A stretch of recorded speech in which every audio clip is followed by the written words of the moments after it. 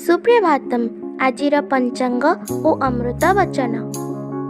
सुप्रभातम्। अद्य दिवसस्य पञ्चाङ्गम्। अद्य श्री श्वेतवराहकल्पस्य वैवस्वतमन्वन्तरः द्वितीयपरार्धः दक्षिणायनः शरत् ऋतुः अश्विनमासस्य शुक्लपक्षद्वादशी तिथिः सौरवासरश्च शुकाब्द सप्तविंशत्यधिक एकपञ्चाशत्शतं विक्रमसंवत् द्व्यशीत्यधिक 2000 अक्टोबर् मासस्य चतुर्थी तारिका। अद्य दिवसः सर्वेषां कृते मङ्गलमयं भवतु इति विभुपदारविन्दयोः विनम्रप्रार्थना।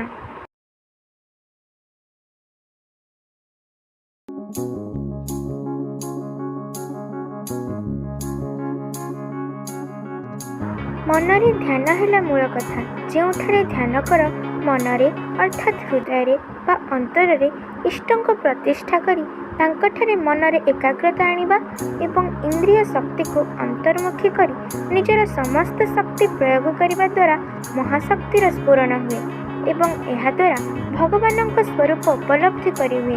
अंतरर भक्ति बढ़े, बाहर देखा भक्ति क्रमे क्षय होगा लगे। तेणु मनरे ध्यान करने भल।